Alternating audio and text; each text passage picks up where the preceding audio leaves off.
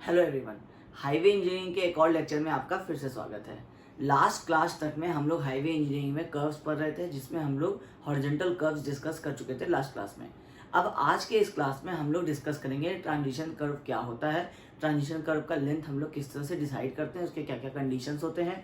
फिर हम लोग सुपर एलिवेशन जानेंगे कि हम लोग रोड्स में किस तरह से प्रोवाइड करते हैं। जो हम लोगों ने सुपर एलिवेशन के जब हम लोग चैप्टर कर रहे थे उसमें हम लोग कैलकुलेट किए थे कि हमारा सुपर एलिवेशन कितना रिक्वायर्ड होगा, बट आप उसको रोड में किस तरह से प्रोवाइड करेंगे। कहीं आप सडनली तो रोड में वो हाइट प्रोवाइड नहीं कर देंगे, वो तो ऑब्स्ट्रक्शन हो जाएगा। तो किस तरह से हम लोग ग्रेजुअली प्रोवाइड करते हैं उसको हम लोग वो स्टेप्स आज जानेंगे। और लास्ट में हम लोग डिस्कस करेंगे कि सेटबैक डिस्टेंसेस क्या होता है। जो हम लोगों का लास्ट क्लास में प्लान था ट्रांजिशन कर्व पढ़ने का कि हम लोग लेंथ ऑफ ट्रांजिशन कर्व जानेंगे, हम लोग सुपर एलिवेशन जानेंगे और सेटबैक डिस्टेंस जानेंगे, वही तीनों चीज़ें हम लोग आज क्लास में डिस्कस करेंगे।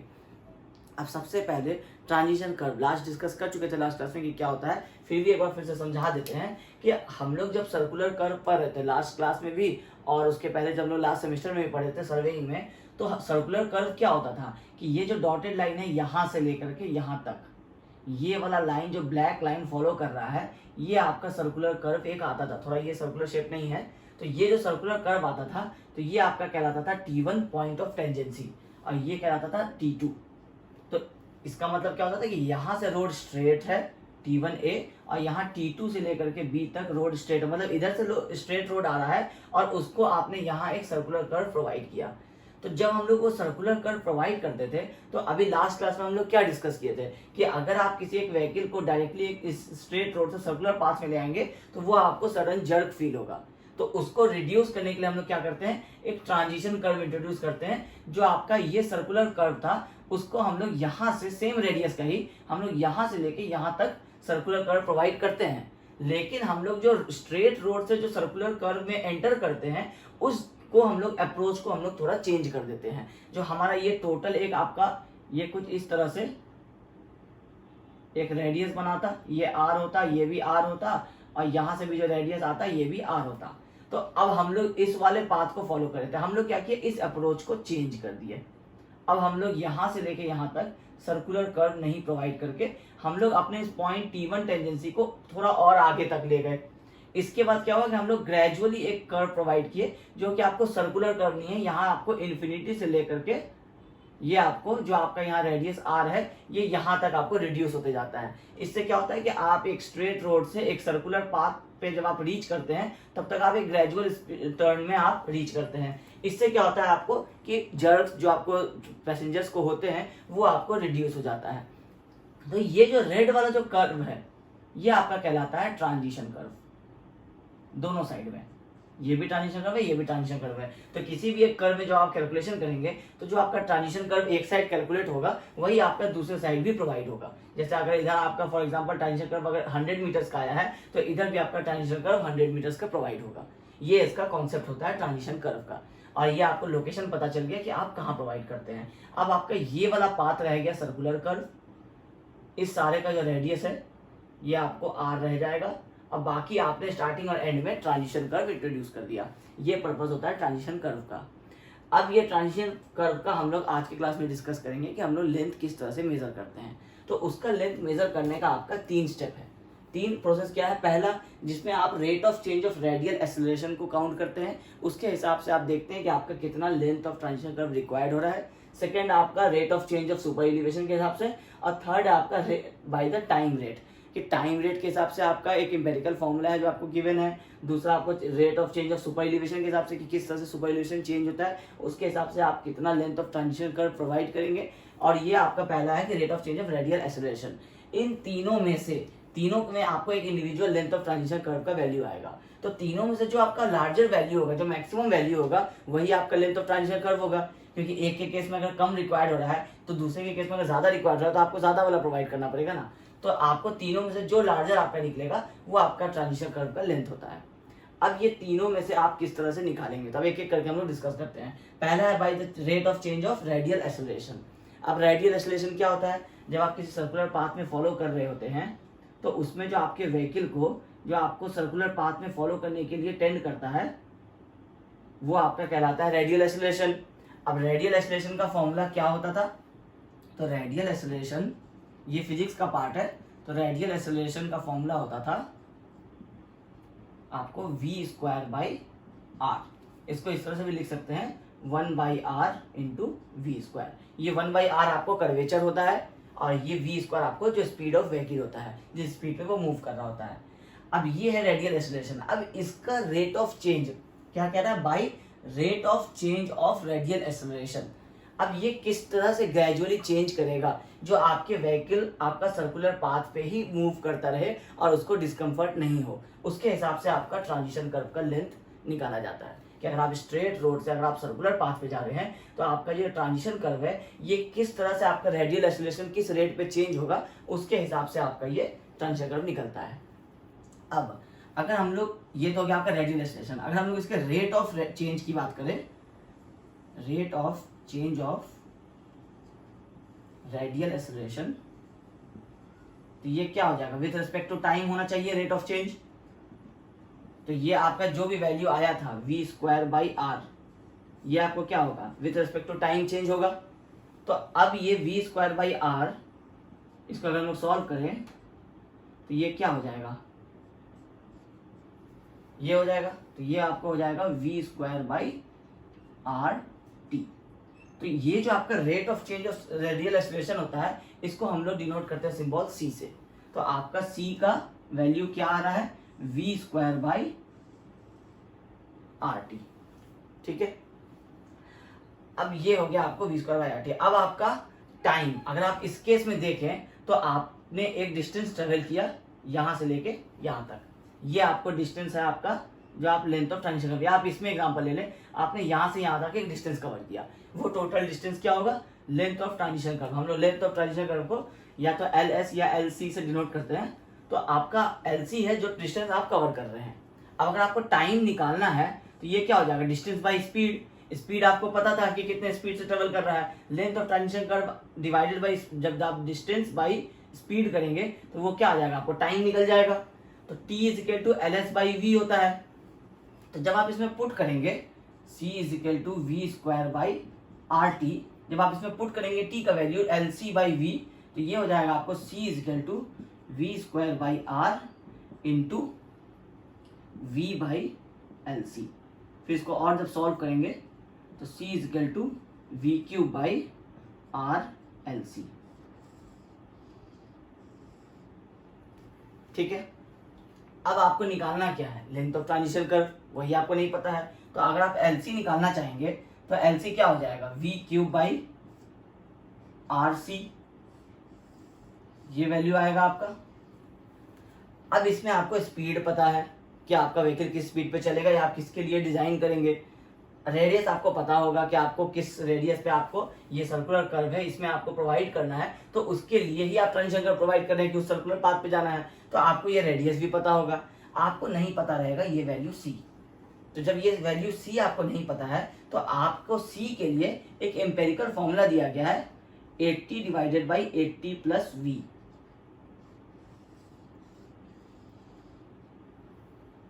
Sorry 80 divided by 75 plus V. ये आपको एक एम्पेरिकल फॉर्मूला दिया गया है rate of change of radial acceleration के लिए। तो ये जो C है rate of change of radial acceleration, इसके लिए IRC ने रिकमेंड किया है कि आपको maximum value 0.8 metre per second cube, ये मैक्सिमम, और मिनिमम वैल्यू आपको 0.5 मीटर पर सेकेंड क्यूब होगा। इससे अगर आपका कम वैल्यू आता है सी का तो आप C equal to 0.5 metre per second cube लेंगे, और अगर 0.8 से बियॉन्ड आता है, ज्यादा आता है, तो आप 0.8 आपका मैक्सिमम आप rate of change of radial acceleration लेंगे। फिर इस 0.5 से 0.8 के रेंज में जो आपका वैल्यू आएगा उसको आप पुट करेंगे आपका ट्रांजिशन कर्व के फॉर्मूला में, तो इससे आपका निकल जाएगा लेंथ ऑफ ट्रांजिशन कर्व। तो आपको LS मीटर में हो गया, V मीटर पर सेकेंड में हो गया, रेडियस मीटर में हो गया, और ये मीटर पर सेकेंड क्यूब में हो गया। तो इससे आपका निकल जाता है length of transition curve. Second है आपको rate of change of super elevation. अब इसमें क्या होता है, जो हम लोग सुपर एलिवेशन कैलकुलेट करते थे E is equal to E into B, जो विड्थ ऑफ द रोड के हिसाब से आपका टोटल सुपर एलिवेशन हाइट आपका मेजर होता था।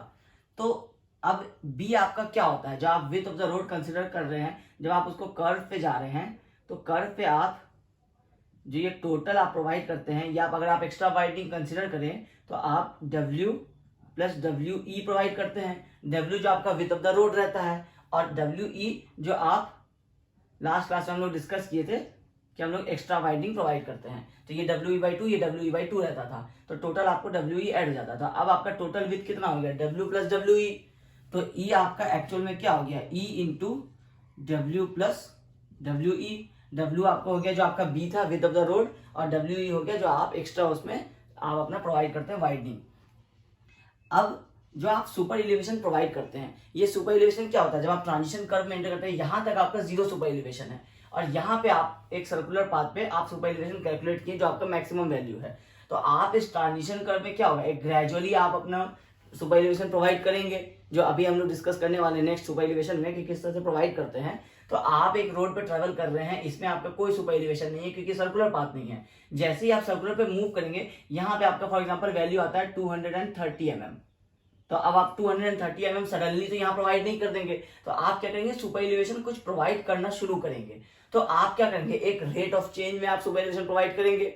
अब वो रेट क्या होगा जो आपका कैलकुलेट होके आएगा, फॉर एग्जांपल आपका 1/100 आता है, या आपका 1/150 आता है, तो ये क्या होता है 1/n। इसका मतलब है कि n आपका क्या आएगा, 100 आएगा या 150 आएगा, जो भी आपका वैल्यू होगा सुपर एलिवेशन के रेट का, तो आप उस रेट से प्रोवाइड करेंगे 0 से लेकर के वो मैक्सिमम वैल्यू तक। फिर यहाँ पूरे सर्कुलर पाथ में वो सुपर एलिवेशन प्रोवाइडेड रहेगा जो आपका निकला है, और फिर वहां ग्रेजुअली रिड्यूस होकर के यहाँ पे आकर के 0 हो जाएगा। तो ये हम लोग जो रेट ऑफ चेंज में प्रोवाइड करते हैं, तो जो हम लोग लेंथ ऑफ ट्रांजिशन कर्व जो निकालते हैं, वो भी हम लोग इस सुपर एलिवेशन बस हम लोग इसका जो रेट ऑफ चेंज में हम लोग प्रोवाइड करेंगे उसके हिसाब से निकालते हैं।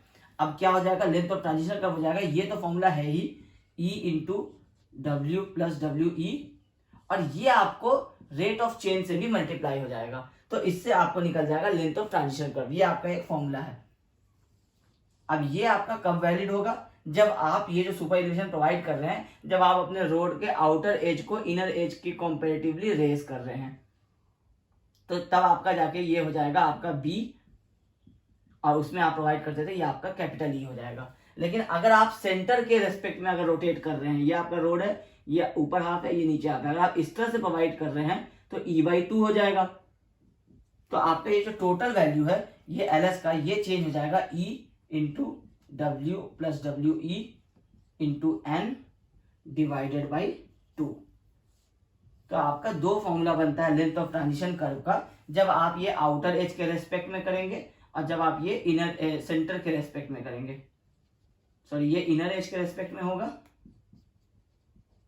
और ये आपका सेंटर के रेस्पेक्ट में जब रोटेट होगा, तो आपका ये होगा। इसमें आपका E है आपका rate of super elevation, W आपका विड्थ ऑफ द रोड है, ये आपका एक्स्ट्रा वाइडनिंग है, दोनों को मिला के आपका total width of the road जो कर्व पे होगा, और N है आपका rate of change of super elevation.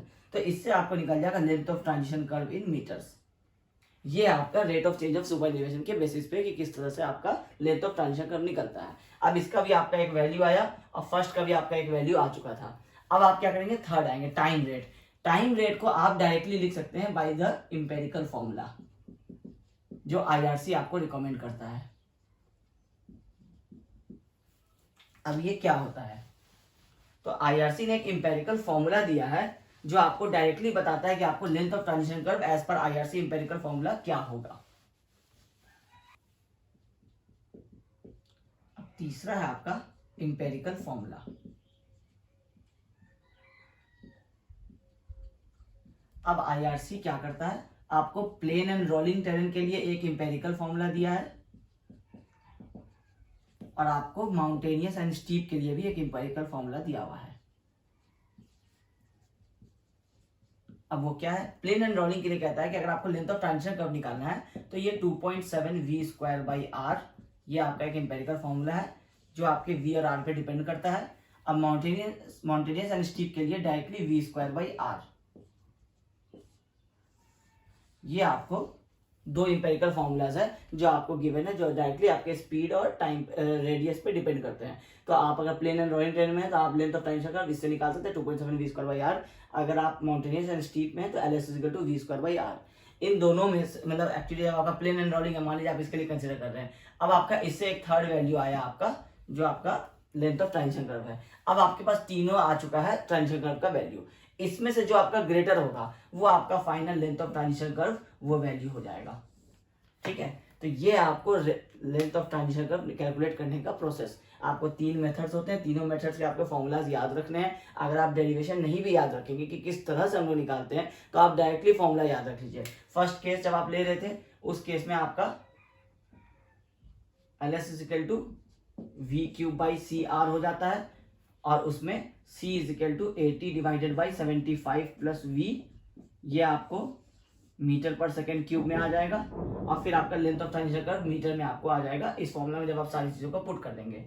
अगर आप इसको, ये तो आपका था जब आपका V मीटर पर सेकेंड में था, अगर आप इसको किलोमीटर पर आवर के स्पीड में आप चेंज करना चाहेंगे तो आप क्या करेंगे कि ये आपका capital V cube divided by C R H T रहेगा, और आप इसको 3.6 क्यूब से डिवाइड कर देंगे। जब आप ये पूरे को सॉल्व करेंगे तो ये आपका आ जाएगा 0.0215 V cube by C are.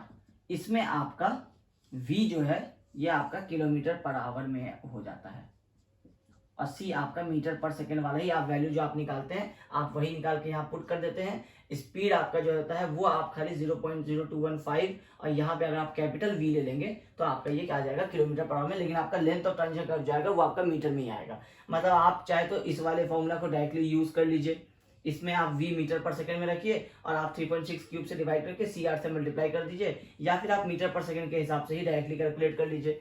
ये हो गया आपको पहले वाले मेथड से। फिर आता है आपका सेकंड वाला मेथड, सेकंड वाला जिसमें आपका rate of change of super elevation था, उसमें आपका length of transition curve is equal to, अगर आप आउटर एज की बात करें, इनर एज के रिस्पेक्ट में आप रोटेट करते हैं तो E into N into W plus W E, या फिर E into N into W plus W E divided by 2, ये आपका दूसरा मेथड हो गया। और तीसरा जो आपका ये आ चुका है वी स्क्वायर बाई आर, या फिर V square 2.7 V square by R. आप तीनों में से जो आपका मैक्सिमम वैल्यू आता है, इन दोनों में आप जो भी स्पीड से ले रहे हैं वो, इसमें से आप जो भी फॉर्मूला ले रहे हैं वो, और इसमें से आप जो भी वैल्यू ले रहे हैं वो, उस तीनों में से जो मैक्सिमम आएगा वो आपका लेंथ ऑफ ट्रांजिशन कर्व हो जाता है। तो ये हुआ आपका ट्रांजिशन कर्व कि क्या होता है और किस तरह से आप इसमें प्रोवाइड करते हैं, आप अपने लेंथ ऑफ ट्रांजिशन कर्व किस तरह से निकालते हैं। अब हम लोग डिस्कस करेंगे कि हम लोग सुपर इलिवेशन किस तरह से, जब हमारा ट्रांजिशन कर्व स्टार्ट होता है तो किस तरह से हम लोग सुपर इलिवेशन प्रोवाइड करते हैं, और वो आगे जाके सर्कुलर कर्व में कैसे आपका कंप्लीट हो जाता है। अब आपको ये तो समझ में आ गया है कि आपका ट्रांजिशन कर्व क्या होता है, और आप जब सर्कुलर कर्व प्रोवाइड करते हैं तो आपको सर्कुलर कर्व के स्टार्टिंग और एंड पे ट्रांजिशन कर्व प्रोवाइड करना पड़ता है। तो अगर हम लोग इसका एक प्लान बनाए रोड का,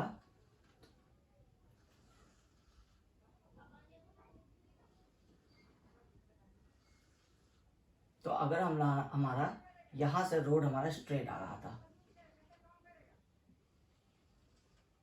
अब यहां से कुछ डिस्टेंस तक आपका ये ट्रांजिशन कर्व है,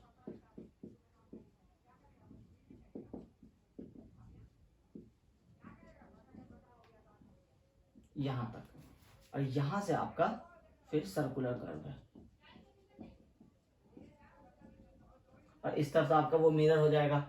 तो अब आपका ट्रांजिशन कर्व जो है वो उसका जो भी लेंथ आया हम लोग उसको 3 पार्ट्स में डिवाइड कर देंगे, या हम लोग 4 पार्ट्स में इसको डिवाइड कर देंगे।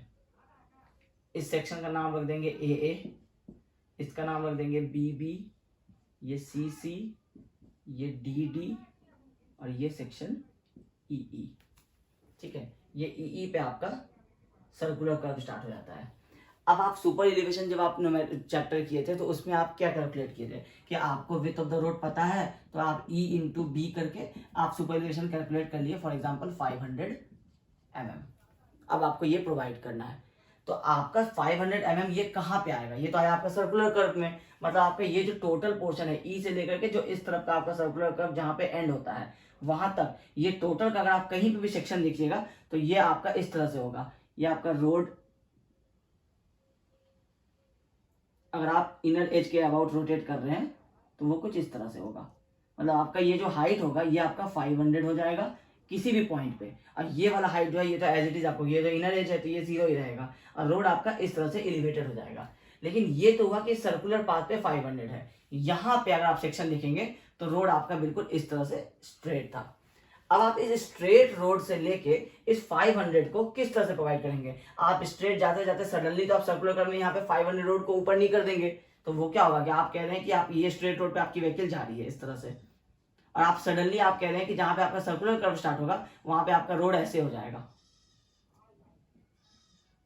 तो आपकी ये जो व्हीकल जा रही है ये इसको कैसे क्लाइम करेगी? तो अगर आप इस व्हीकल के व्हील्स को अगर आप ग्रेजुअली पहले यहां से यहां तक पहुंचाइएगा, फिर आप यहां से यहां तक पहुंचाइएगा, तो अगर आप इस तरह से अप्रोच लेंगे तो आपको जब ये यहां से आपको स्टार्ट होता है सुपर एलिवेशन प्रोवाइड होना, तो जब आप इसको ग्रेजुअली प्रोवाइड करते रहेंगे तो ये जब सेक्शन ई तक आ जाएगा तो आपका ये कंप्लीट हाइट जो आपका 500 mm आया था वो उसको अचीव कर लेगा। अब ये हम लोग किस तरह से प्रोवाइड करेंगे? सबसे पहले हम लोग सेक्शन ए की बात करते हैं। ए पे तो हमारा स्ट्रेट था, ठीक है। अब ए से बी तक का जो डिस्टेंस था ये हम लोग आर्बिट्रेरी हम लोग डिसाइड करेंगे कि ये कितने डिस्टेंस तक होगा। तो वो डिस्टेंस तक आप क्या करेंगे कि आपका रोड यहाँ पे जो स्ट्रेट था तो एक्चुअली इसमें क्या था, इस तरह से क्राउन प्रोवाइडेड था, कैम्बर था रोड में, क्योंकि ये स्ट्रेट रोड है तो ड्रेनेज आपका दोनों तरफ जाने के लिए कैम्बर प्रोवाइडेड था। ए तक आपका कैम्बर था, मतलब आपका सेंटर पे ये आपका कैम्बर है। अब जब आप ट्रांजिशन कर्व में एंटर कर रहे हैं तो अब आपका इसका मतलब है कि सुपर एलिवेशन आपको प्रोवाइड करना यहाँ ट्रांजिशन कर्व के स्टार्टिंग से शुरू करना है। मतलब यहाँ पे सुपर एलिवेशन 0 है, अब यहाँ ग्रेजुअली वो कुछ स्टार्ट होगा। अब हम लोग कैसे क्राउन को सबसे पहले हम लोगों को एलिमिनेट करना होगा, क्योंकि जब हम आउटर कर्व में जब हम सर्कुलर कर्व में जा रहे हैं तो यहाँ पे अगर हमारा रोड इस सेंटर से उस तरफ अगर इस तरह से टिल्ट रहेगा तो फिर तो वो सेंट्रीफ्यूगल फोर्स को काउंटर ही नहीं कर पाएगा, वो तो उसको व्हीकल को इस तरफ ही सीधा बाहर की तरफ ले जाएगा, तो ऑफ रोडिंग हो जाएगा। तो हम लोग क्या करेंगे, सबसे पहले जो ये ए से बी डिस्टेंस तक जाएंगे उसमें हम लोग सबसे पहले जो हमारा ये क्राउन हाइट था यहां से हमारा ये इनर एज है, ये एज इट इज रहेगा। आउटर एज पे हम लोग क्या करेंगे, इसको पहले स्ट्रेट कर देंगे, तो ये कितना प्रोवाइड हो जाएगा, कैम्बर। मतलब ए से बी तक में ये जो ए टू बी तक का जो आउटर कर्व है ये आपको कैम्बर में रेस हो जाएगा। अभी यहाँ 0 है, यहां कैम्बर था, अब आपका ये कैम्बर हो गया, ये भी कैम्बर हो गया,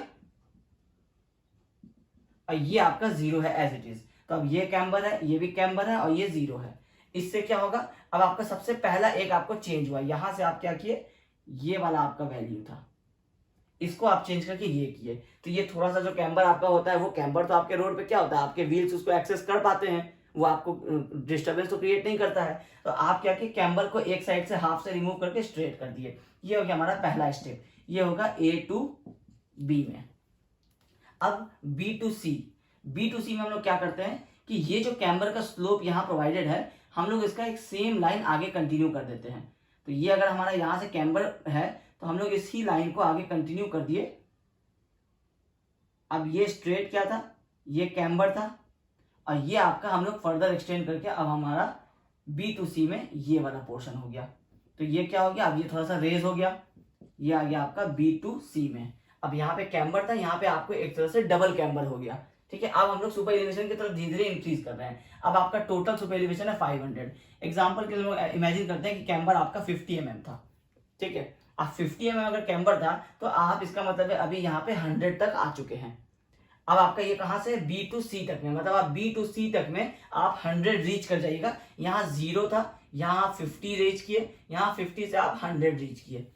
अब आप क्या करेंगे कि यहाँ आपका ये कंप्लीट हो गया, मतलब अब आपका रोड का ये जो अलाइनमेंट है ये आपका स्ट्रेट हो गया। अब हम लोग ये हमारा अब कुछ नहीं रहा, क्योंकि अब ये तो वर्चुअल हो गया। अब यहाँ आपका जो रोड के नीचे आपका WBM रहता है, फिर उसके नीचे आपका GSB रहता है, ये कुछ इस तरह से प्रोवाइड होगा, ठीक है। ये आपका हुआ बी टू सी में। अब यहां से यहां तक में आपका आप सुपर एलिवेशन को कैलकुलेशन में लाना है। अब आप अगर 100 जा चुके हैं इसका मतलब है कि आपको अब 400 और रीच करना है इस डिस्टेंस में। मतलब आप 200 यहां से यहां रीच करेंगे और 200 आप यहां से यहां रीच करेंगे। ये सारा आपको एजम्पशन वाला वैल्यू है, मतलब हम लोग एज्यूम कर रहे हैं कि हम लोग कैम्बर 50 है और सुपर एलिवेशन 500 है, तो हम लोग किस तरह से रीच करेंगे। तो अब हम लोग 0 to 50, 50 to 100 आ चुके हैं। 100 से 200 जाएंगे तो यहाँ 300 आ जाएंगे, और 300 से 200 जाएंगे तो यहाँ हम लोग 500 आ जाएंगे। फिर ये पूरा आपको 500 ही रहेगा जो आपका सुपर एलिवेशन है, और जहां पे आपका एंड हो जाएगा सर्कुलर कर्व, फिर वहां से वो ग्रेजुअली रिड्यूस होकर 300 हो जाएगा, फिर वहां से आगे रिड्यूस होकर वो 100 हो जाएगा। सेम ये आपका मिरर इफेक्ट चलेगा। अब हम लोग ये किस तरह से जाएंगे, तो सी से डी अब आपका ये रोड हो गया। अब आप इसको या तो सेंटर के थ्रू रोटेट करेंगे या तो आप इसको इनर एज पे रोटेट करेंगे, वो चॉइस आपका है। अगर आप इनर एज सेंटर एज पे रोटेट करेंगे तो सेंटर पे रोटेट करने से क्या होगा कि ये एक्चुअली आपका रोड का प्रोफाइल था यहाँ पे स्ट्रेट रोड का, इसके हिसाब से आपको ड्रेनेज भी चल रहा होगा। अब आप क्या कर रहे हैं, इनर एज को डाउन कर दे रहे हैं। तो इनर एज को डाउन कर रहे हैं तो ये जो सारा अगर हैवी रेनफॉल एरिया है तो सारा पानी यहाँ आके एक्यूमुलेट होगा। अब आपका ड्रेनेज का जो टॉप है वो तो कुछ यहाँ पे है, क्योंकि आप ड्रेनेज अगर यहाँ डाउन कर देंगे तो फिर आप आगे रेज नहीं कर सकेंगे। तो इसमें आता है आपको वाटर लॉगिंग वाला प्रॉब्लम। तो हम लोग क्या करते हैं कि ये सेंटर के अबाउट रोटेट नहीं करते हैं, हम लोग करते हैं आउटर एज के अबाउट रोटेट इस तरह से। इससे क्या होता है कि ये वाला जो पोर्शन है हमारा ये सेम है जो आपका यहाँ पे था। तो इससे क्या होता है कि हमारा ड्रेनेज कंटिन्यू चलते रहता है। अब इससे क्या होगा कि आप अब यहाँ पे हाइट आपका 100 था, यहाँ पे हाइट आपका 0 था। अब आपको यहाँ से 100 से 300 जाना, तो आप क्या करेंगे कि रोड के आउटर पोर्शन को थोड़ा और टिल्ट कर देंगे और कुछ इस तरह से बना देंगे, जो यहाँ 0 ही रहेगा और अब ये 300 हो जाएगा अगर 100 है तो। फिर उसके बाद ये हो गया आपका C से D तक में। फिर जब आप D से E तक में जाएंगे तो D से E में आप क्या करेंगे कि आपका ये पहले ही 300 है, ये 0 पे ही था। अब आप क्या करेंगे इसमें और फर्दर अब आप इसको 500 कर देंगे। तो ये अगर आपका लेंथ ऑफ ट्रांजिशन कर्व अगर आपका फॉर एग्जांपल 200 मीटर है और आप इसको अगर 1 2 3 4 पार्ट में डिवाइड किए हैं तो मतलब आप 50 मीटर के इंटरवल में आप 200 mm ऊपर जा रहे हैं। तो जब आप 50 मीटर में 200 जाएंगे तो वो आपको सडन तो जाएगा नहीं, वो आपको हर 1-2 मीटर पे कुछ ग्रेजुअल चेंज होते जाएगा। तो वो चेंज के साथ साथ हम लोग 0 से 50, 50 से 100, 100 से 200 और 200 से इस तरह करके हम लोग 500 प्रोवाइड करते हैं ट्रांजिशन कर्व में। तो ये होता है आपको सुपर एलिवेशन प्रोवाइड करने का प्रोसेस, जो आप न्यूमेरिकल में कैलकुलेट करते हैं E equal to E into B. ये आपके सर्कुलर कर्व का आपका मैक्सिमम सुपर एलिवेशन है। जब आपकी व्हीकल यहाँ पहुंच चुकी होगी तो वहां आपको सुपर एलिवेशन पूरे सर्कुलर कर्व पे 500 होना पड़ेगा, क्योंकि वो एक रेडियस के हिसाब से कैलकुलेट हुआ है और डिजाइन स्पीड के हिसाब से। अगर वो इससे आप कम कर देंगे तो ये व्हीकल आपको आउटवर्ड चली जाएगी। तो ये आपको कंप्लीट 500 रहेगा। लेकिन जब आप 0 से स्टार्ट करके 500 तक आएंगे तो इस पूरे ट्रांजिशन करने आप ग्रेजुअली अब अपने रोड्स को रेज करेंगे। तो अगर आप ग्रेजुअल प्रोफाइल देखेंगे तो आपका एक स्ट्रेट रोड था, इसमें आपका ये एक्चुअली कैम्बर इस तरह से प्रोवाइडेड था। सबसे पहला स्टेप आप क्या किए, स्ट्रेट कर दिए इसको। सेकेंड स्टेप आप क्या किए, इस पूरे इंक्लाइन पाथ को एक स्ट्रेट रोड की तरह से कंसिडर कर लिए। थर्ड आप क्या किए, सुपर एलिवेशन प्रोवाइड कर दिए। फोर्थ आप क्या किए, कंप्लीट सुपर एलिवेशन प्रोवाइड कर दिए। मतलब ये तो हुआ आपका हाफ सुपर एलिवेशन, ये हो गया आपका कंप्लीट सुपर एलिवेशन जो आपका ई आया था। तो जब आप इसको यहां से देखेंगे एक्चुअल स्ट्रेट रोड से, ये अगर आपका टॉप है स्ट्रेट रोड का, तो ये आपको टोटल आ जाएगा 500 जो आपका निकला हुआ था कैलकुलेशन में। तो इस तरह से जब आप ग्रेजुअली इसको इंक्रीज करते चलेंगे तो हर 1 मीटर के चेंज पे आपके लेंथ में आपका कुछ सुपर एलिवेशन टाइप से प्रोवाइडेड हो जाएगा, जो 0 से लेकर के 500 तक वेरी करेगा। तो इससे आपके व्हीकल को ये नहीं पता चलेगा कि सडनली कहीं पे सुपर एलिवेशन प्रोवाइड कर दिया गया है, और वो व्हीकल जब आप सर्कुलर पाथ पे आ जाएंगे तब आपको फील होगा कि सुपर एलिवेशन प्रोवाइडेड है। तो ये कॉन्सेप्ट होता है ट्रांजिशन कर्व में सुपर एलिवेशन प्रोवाइड करने का। ये आप में से 1-2 स्टूडेंट्स को डाउट भी आया था कि हम लोग कैम्बर प्रोवाइड करते हैं तो हम लोग उस कैम्बर को कैसे रिड्यूस करेंगे और सुपर एलिवेशन जो हमारा आया है हम उसको कैसे प्रोवाइड करेंगे। तो ये उसका कंप्लीट कॉन्सेप्ट होता है। ये आपका प्रैक्टिकल कॉन्सेप्ट है जो आप रोड पे इसको किस तरह से अप्लाई करेंगे।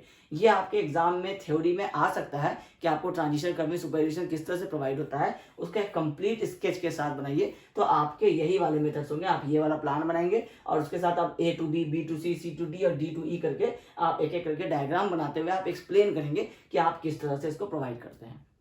इसके नोट्स आपको डिस्क्रिप्शन में गिवन होंगे ट्रांजिशन कर्व के, उसमें आपको सारा स्टेप होगा कि लेंथ ऑफ ट्रांजिशन कर्व का फॉर्मूला क्या होता है, सुपर एलिवेशन किस तरह से प्रोवाइड होता है और आपको सेटबैक डिस्टेंस क्या होता है उसका भी नोट्स में आपको रहेगा। अब ये हो गया हमारा सुपर एलिवेशन। अब हम लोग डिस्कस करेंगे कि हम लोग सेटबैक डिस्टेंस क्या होता है और हम लोग कर्व में सेटबैक डिस्टेंस कितना प्रोवाइड करते हैं, किस केसेस में प्रोवाइड करते हैं।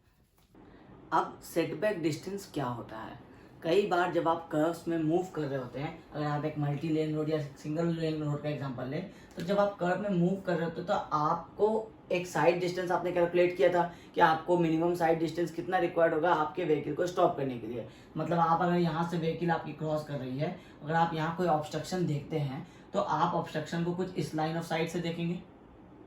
तो आपने वो ऑब्स्ट्रक्शन देखा तो आपको कितना मिनिमम डिस्टेंस रिक्वायर्ड होगा आपको अपने व्हीकल स्टॉप करने के लिए। तो आपको अगर बीच में कोई ऑब्स्ट्रक्शन नहीं होगा तभी तो आप अपने इस ऑब्स्ट्रक्शन को देख करके आप अपना व्हीकल को स्टॉप कर सकेंगे। लेकिन अगर ये बिल्डिंग आपका बीच में कहीं इस तरह से प्लेस होगा तो इससे आपको क्या होगा कि आपको यहाँ तक व्हीकल जब आपका आएगा तब आपको ये ऑब्स्ट्रक्शन दिखाई देगा। तो हो सकता है कि आपका व्हीकल अगर इस वाले इनर वाले एज पे अगर रोटेट कर रहा हो तो इसका जो आपको टोटल लेंथ है या आपको स्टॉपिंग साइड डिस्टेंस यहाँ तक आ रहा हो, लेकिन ऑब्स्ट्रक्शन आपका यहाँ पे है, तो इस केस में तो ये एक्सीडेंट हो जाएगा।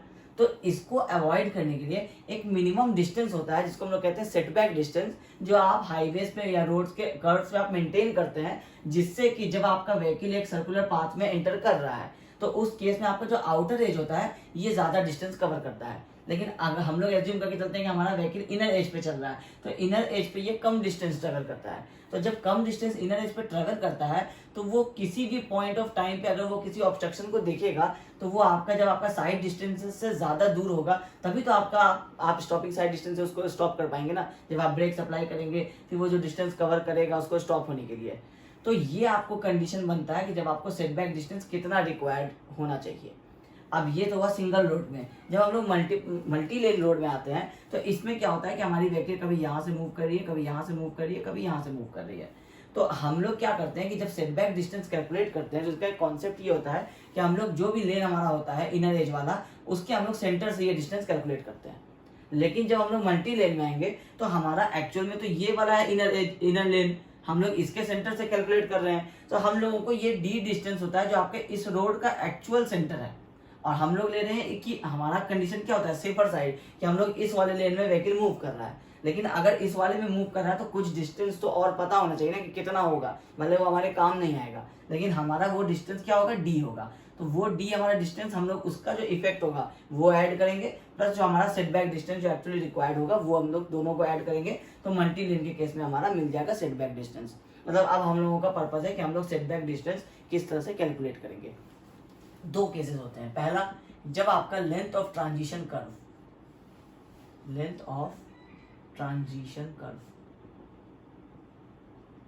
ये ग्रेटर है आपका साइड डिस्टेंस से, कि जो आपका ओवरटेकिंग साइड डिस्टेंस या स्टॉपिंग साइड डिस्टेंस आ रहा है उससे जब आपका length of transition curve greater है तो उस केस में क्या होगा।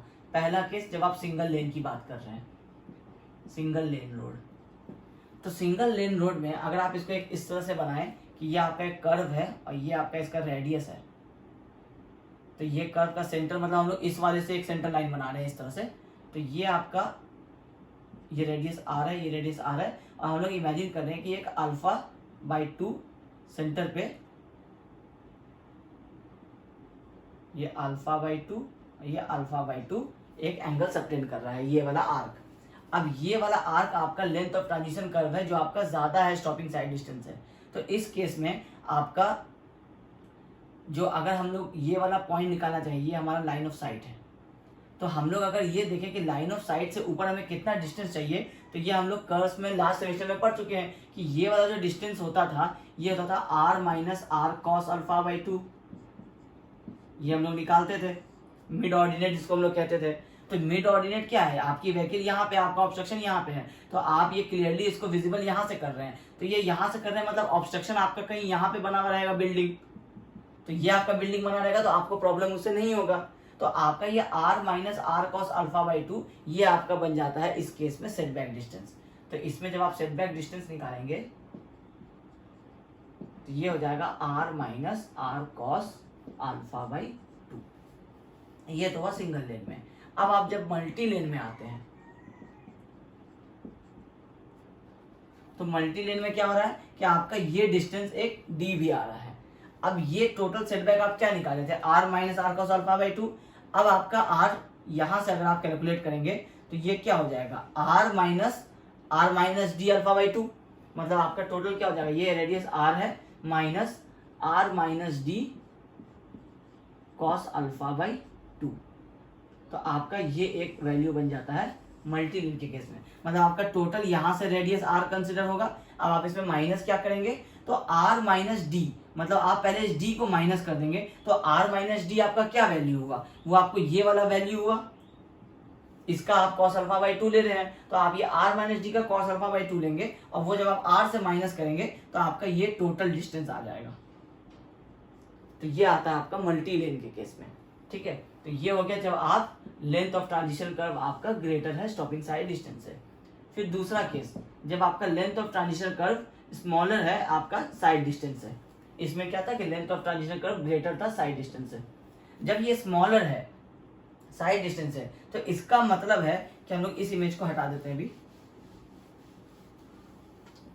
तो जब ये स्मॉलर है, इसका मतलब है कि ये आपका लेंथ ऑफ ट्रांजिशन कर्व है, लेकिन आपके व्हीकल को स्टॉप होने के लिए जो डिस्टेंस रिक्वायर्ड है वो यहां से लेकर के कुछ यहां तक रिक्वायर्ड है। अब ये आपका टोटल स्टॉपिंग साइड डिस्टेंस आएगा, बट ये आपका लेंथ ऑफ कर्व यहाँ से ये स्ट्रेट है, यहाँ से ये स्ट्रेट है, ठीक है। तो ये जो डिस्टेंस है इसको आप x कंसिडर कर लीजिए, इसको भी आप x कंसिडर कर लीजिए। तो अब आपका यहां से यहां तक क्या रिक्वायर्ड हो रहा था, यहां से यहां तक तो वही वैल्यू था जो आपका r, अगर आप सिंगल लेन की बात करेंगे तो r minus R cos alpha by 2, अगर आप मल्टी लेन का बात करेंगे तो r minus D cos alpha by 2। अब क्या हो रहा है कि ये था आपको ये वाला इफेक्ट, ये डिस्टेंस आप कैलकुलेट कर रहे थे। अब इसमें क्या हो रहा है कि इसका भी जो ये आपका ये वर्टिकल इफेक्ट है ये भी आपको ऐड करना पड़ेगा, क्योंकि आप व्हीकल यहां से स्टार्ट करेंगे, स्टॉप करना वो यहां आके स्टॉप होगा, मतलब आपका ट्रांजिशन कर्व से बियॉन्ड हो जा रहा है। तो ट्रांजिशन कर्व से रिलेटेड तो आपको ये वाला डिस्टेंस रिक्वायर्ड था, लेकिन एक्चुअल में वो व्हीकल यहां से देखेगा और यहाँ उसको ऑब्स्ट्रक्शन दिखाई देगा। पहले आप यहां से देख रहे थे और यहाँ ऑब्स्ट्रक्शन दिखाई दे रहा था। तो ये कौन सा केस था, जब आपका साइड डिस्टेंस आपके लेंथ ऑफ ट्रांजिशन कर्व से कम है, मतलब आपकी व्हीकल यहाँ है, स्टॉप आपका यहीं पे हो जाएगा। इस केस में क्या हो रहा है कि आपका कर्व से बाहर यहाँ आपका व्हीकल है और स्टॉप होने में ये पूरा कर्व खत्म हो जाएगा और यहाँ आपको ऑब्स्ट्रक्शन दिखाई देगा। तो इस केस में आपको डिस्टेंस ज्यादा रिक्वायर्ड है ऑब्वियसली। तो आपका पहले वाला जो डिस्टेंस आता है वो आपका कुछ यहाँ से लेकर के यहाँ तक का डिस्टेंस आता है। अब इसमें आप जब ये वाला इफेक्ट ऐड कर देंगे तो आपको ये टोटल पता चल जाएगा कि आपका बिल्डिंग कितनी दूर बन सकता है रोड से। तो अब ये वाला इफेक्ट क्या होगा, ये एक्स है। अब आपका जब यहां से यहां से ये आपका अगर एक आर है, ये आर है और ये आपको अल्फा बाई 2 सबटेंड कर रहा है, तो यहाँ भी एंगल आपको क्या हो जाएगा, अल्फा बाई 2 हो जाएगा। तो हम लोग अगर इसका वर्टिकल कंपोनेंट निकालना चाहें, हॉरिजॉन्टल क्या हो जाएगा, x cos alpha by 2, vertical क्या हो जाएगा, एक्स साइन अल्फा बाई 2 होगा। अब ये एक्स साइन अल्फा बाई 2 आप इसमें ऐड कर देंगे, तब इससे आपको टोटल सेटबैक डिस्टेंस निकल जाएगा। अब ये x क्या होगा, टोटल क्या था आपका साइड डिस्टेंस, माइनस क्या हो रहा है आपका ये ट्रांजिशन कर्व। तो टोटल लेंथ कितना बच जा रहा है आपको, side distance minus transition curve by 2। आपको एक तरफ side distance minus transition curve करेंगे तो आपको टोटल लेंथ मिल रहा है, आपको तो एक x कैलकुलेट करना है। तो आपके पास क्या बच रहा है, side distance minus transition curve बचा, ये दोनों डिवाइड बाई 2 करेंगे तो आपका एक तरफ का ये लेंथ मिल जा रहा है। इसको जब आप ये है आपका x का वो वैल्यू, तो जब आप इसको पुट करेंगे तो ये हो जाएगा r minus R cos alpha by 2 plus side distance minus transition curve by 2 into sine alpha by 2। ये आपका एक फॉर्मूला बनेगा जब आपका सिंगल लेन का केस होगा। जब आपका डबल लेन का केस होगा तो R minus D cos alpha by 2 plus side distance minus transition curve divided by 2 into sine alpha by 2। ये आपको गेट एग्जाम का तो एटलीस्ट एक बहुत ही इंपॉर्टेंट टॉपिक होता है सेटबैक डिस्टेंस। इससे आपको ऑब्जेक्टिव्स आते हैं, कई बार आपको fill in the blanks type के क्वेश्चंस आते हैं जिसमें आपको सारे वैल्यूज गिवन है, आपको कैलकुलेट करना है और आपको बताना है कि सेटबैक डिस्टेंस इस मल्टी लेन के केस में जब साइड डिस्टेंस लेसर देन आपको transition curve lesser than side distance है तो आपका सेटबैक डिस्टेंस कितना आएगा। तो आपको अगर मल्टी लेन है तो इस वाले फॉर्मूला से आपको ये कैलकुलेट करके आपको बताना पड़ता है। तो आपके जो एग्जाम होगा सेमेस्टर एग्जाम, उस केस में भी ये आपको एक क्वेश्चन बन सकता है। इससे आपको न्यूमेरिकल्स भी आ सकते हैं, इससे आपको थ्योरी पोर्शन भी आ सकते हैं। आपको ये पूरा डेरिवेशन के साथ कि आपको डायग्राम के साथ एक्सप्लेन करना होगा कि सेटबैक डिस्टेंस क्या होता है। आपको दोनों केसेस बताने पड़ेंगे कि जब आपको LC is greater than HD और जब आपका LC is less than HD। तो ये आपका एक इंपॉर्टेंट टॉपिक बनता है ट्रांजिशन कर्व से, कि आपका ये किस तरह से सेटबैक डिस्टेंस प्रोवाइड करते हैं। तो इससे बियॉन्ड मेरे हिसाब से और ट्रांजिशन कर्व में और कुछ नहीं है बताने को। हम लोग length of transition curve calculate कर चुके हैं, सुपरइलिवेशन किस तरह से प्रोवाइड कर चुके हैं ये हम लोग समझ चुके हैं, और हम लोग सेटबैक डिस्टेंस क्या होता है और किस तरह से हम लोग उसको कैलकुलेट करते हैं ये सारी चीज़ें हम लोग अभी डिस्कस कर चुके हैं। तो आई होप आपको इन सारे चीज़ों में कोई प्रॉब्लम नहीं हो रहा होगा। अगर आपको कोई डाउट हो रहा होगा तो आप हमारे फेसबुक पेज में जाके मैसेंजर में आप मुझसे चैट करके आप वहाँ अपने डाउट्स पूछ सकते हैं। बाकी आप कमेंट सेक्शन में भी अपने कमेंट्स करके किसी अगर छोटा मोटा डाउट्स होगा तो आप टाइमिंग के साथ भी कमेंट्स कर सकते हैं कि इतने मिनट इतने सेकंड पे जो समझा रहे थे वो आपको नहीं समझ में आया है, तो आपको कमेंट्स में होगा तो वहीं पे आपको एक्सप्लेन कर दिया जाएगा। तो इस पूरे क्लास में आई होप आपको और कोई प्रॉब्लम नहीं हुआ होगा और आपको सारी चीज़ें समझ में आ गई होंगी। तो अगर आपको ये सारी चीज़ें समझ में आ गई हैं तो इस वीडियो को ज़रूर लाइक कीजिएगा और मेरे channel civil engineering by dad sir को सब्सक्राइब कीजिएगा। Thank you.